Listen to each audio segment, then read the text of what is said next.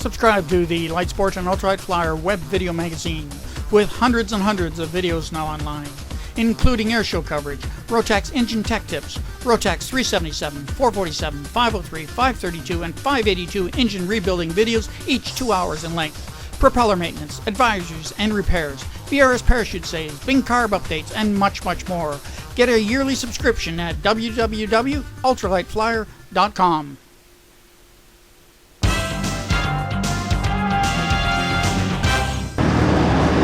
This is another one of those flying trike things. Well, it is another one of those flying trike things. Here we are at the Midwest LSA Expo 2010, and speaking with Mike Hudetz. Hudetz, I got it right, or pretty close to right anyway. Anyway, we'll just call him Mike from now on. Yeah, Mike H. Mike helps represent the Airborne line of trikes. Airborne is an Australian brand with an Austrian engine.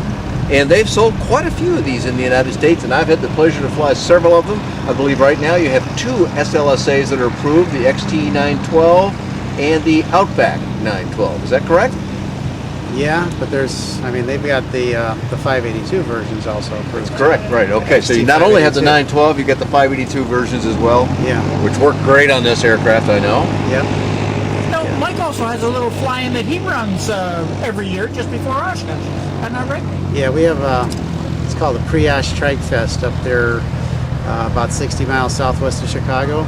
It's always the weekend before Oshkosh starts, so a lot of people are converging on Oshkosh anyway, so it's kind of a good time to rendezvous all the trike guys and get guys in from all over the world to that. And they've flown from all over the United States too, and from Canada. I was I was there a couple of years ago, and they'd come all the way down from Georgia, and there was somebody from North Carolina and a couple others. Guys came up from Florida this year, in from Colorado. Had some people from Australia there, so Canada. Yeah, it's kind of a nice. You had, I think, 50 or 60 when I was there. We even flew out for breakfast the next morning. Yeah, we still do that.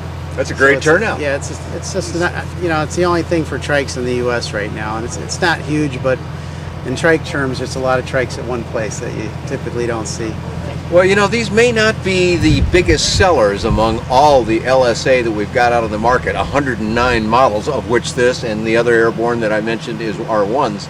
But if you're into this kind of flying, and I personally am, I love trike flying. I mean, I love 3-axis too, but trike flying, there's something special about it. And once you sort of get to that point of appreciating these kind of flying machines, they have a very loyal following. So it might be a niche market within the LSA, but it is a strong and long-lasting market, I believe. Yeah, especially guys that came out of the hang glider. Didn't you used to hang glider? Sure, I was a hang glider pilot, so this just makes sense to me, and I understand how this works. Yeah. And it doesn't seem backwards at all to me. No. So some people say that, well, don't you move the stick the wrong way? Well, first of all, it's the wrong term, and that's not really what's happening. You're moving your weight. So once you get past that little bit of understanding, these are a delight to fly, and they're fast. How many of those people that you mentioned a lot of distant places, how many flew in? From some kind of a distance, I mean. Pretty well all of them did when I was there. A lot of them do, but a lot of them come in on trailers too, because they're very easy to fold up and transport, and then you're going to get there on time, you're going to get home on time, so it's kind of half and half. I'd say half are flying in, half are trailering in, but we've got 25 to 30 of these at Cushing Field now too, so a lot of the people are just there already. Sure, already there. And you're also a full facility. You are offering training and you're offering service for repair engines and that type of thing. Yeah, and I'm a DPE. Well, I'm giving the check rides in these, and we've got a couple instructors that are working there, so we can get people through the whole process there, and then we can sell them and hanger them and service them. We got mechanics, authorized repairmen. Yeah. So if somebody wanted to actually get in touch with you, what would the easiest way, Mike? A lot of people go to the internet. I have a website, airsportster.com, and then my phone number, 630-664-1892. So airsportster.com? Yeah. Okay. And, all one word, no dashes or anything? Yep. Okay. Airsportster.com. Michael Hudetz at att.net. You can email me, but we advertise in most of the magazines, usually look in the back under dealers, so you can usually find us in most of the light sport magazines, so not too hard. So we're going to steal your airplane here for a few minutes. Well, not physically steal, but we're going to borrow it for a minute. We'll give it back to you. We promise we'll give it back. Okay. Go ahead and jump in, start it up, whatever now. Thank you very much. We won't do that, but thanks very much, Mike. Nice to meet you here. Good to meet you too. Now this is the type of flying that I'm used to seeing Dan Johnson in. I mean, this is the one you seem to have the biggest smile on your face with. I got one again. Just sitting in it makes me feel that way. Because I'm an open cockpit guy. I really like open cockpit flying, and well, this is pretty open as open goes. Now, what is some of the history behind this airplane? Well, this goes back quite a long ways. Actually, Airborne was and still is a hang glider manufacturer, and that's sort of where they cut their initial teeth, learning how to make these wings up here. They may look simple, but there's some real work. There's some very fine sewing and crafting of the wings, and from the old days to today, it is night and day. These things will cruise along fast, they fly slow. We'll get into some of those details with this thing up here, but they are very capable gliders as well. And this isn't meant to be a sailplane type glider engine off, but they have good glide ratios is what I'm saying, in the neighborhood of 12, 14 to 1. So these things they really do a job. Some people liken them a little bit to a sailboard, because you've got a sail on top of a board and the whole thing sort of moves around. Seems weird at first until you get used to it. Well, the same pretty much can be said for a trike. Yeah, it all kind of seems sort of flexible and doesn't look right to a typical 3-axis trained pilot, but I always say, well, try not to judge. Go fly in one first. Now, this is a 2-seater. You sit tandem here, and you can kind of see that the person behind me, if there was one there, would be higher than me, and that's where an instructor will sit for training. But for an initial flight, the instructor will probably be up here, put you in the back, and you can see well out every side, and they're very nice to fly in. And this is not a joystick. This is a control bar. And what really happens here is I'm moving my weight and the weight of this carriage when I move the control bar. So this is a lever point more than it is a control device by itself. And if you want to go faster, you pull, if the joystick was up here for takeoff, you have it all the way out for takeoff. That's the equivalent of stick back for a 3-axis pilot. And once you get aloft, you just pull it back in. I don't want to come too far because we're tied securely down here. But you pull back and forth, and as I pull back, I'm not really pulling back. I'm moving myself forward. The wing stays straight. It's the trike carriage that moves. And a few minutes into the year, it starts to make sense to people to go right or left. Well, that's pretty simple. If I want to go that way, I just move the bar this way, which means I'm shifting my weight that way, which means the airplane turns that way. And they're very responsive. All of that motion I just talked about, we're talking about just little bits of travel. Not very far, just about like a joystick in an airplane. You don't wave that around, you don't move this all the way around, except maybe during some takeoff functions and so forth.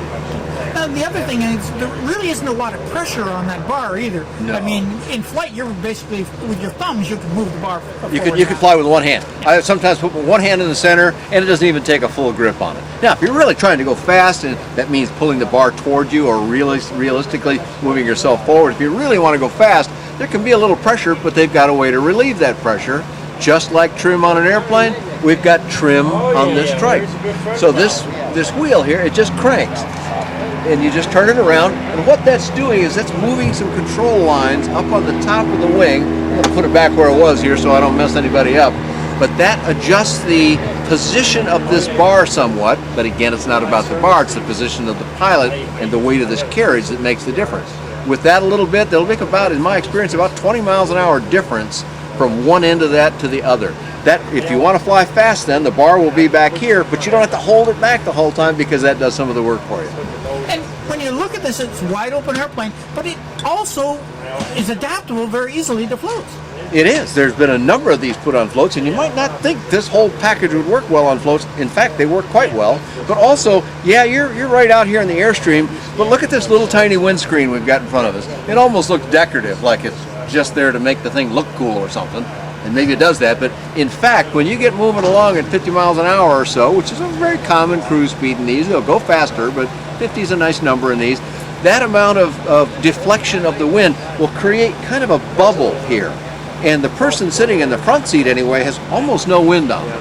However, most pilots fly these with helmets and oftentimes with a full face cover, and that's probably a good safety thing and certainly makes it a nice environment and also allows communication between the front and back person.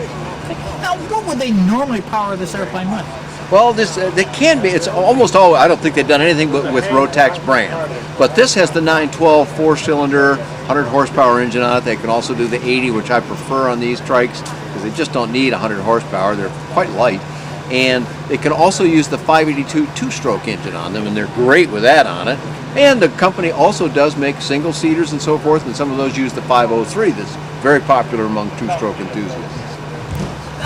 Were these one of the first manufacturers then to go through the light sport aircraft certification program? I think there's probably about 12 weight shift. These are called weight shift in ASTM parlance.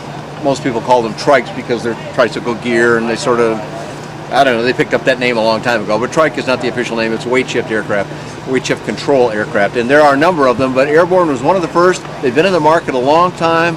They have good support around the United States. I think there are a couple of American-made brands that, of course, have some good support too. Revo trikes and Northwing trikes. But among the out-of-U.S. producers, Airborne has a very solid representation in the United States. Not only Mike's location there, very centrally located near the big metro of Chicago, but in various other locations around the country. Get some more information on the aircraft, and where would we go? Well, you go to the factory website is one good place to start. We'll come back to a U.S. one here in a second, but it's Airborne with an E on the end, airborne.com.au, because it's an Australian company, so they have that address, airborne.com.au. Or, Mike, what's your address? You can link to his or back and forth, so give us your address again, please. Yeah, it's airsportster.com, so it's AIRSPORTSTER.com. Airsportster.com. Yep. And have you done a flight report on this one, Dan? I have. I think I've flown nearly all the Airbornes and loved every one, and you can find those on bydanjohnson.com or bydanjohnson.com.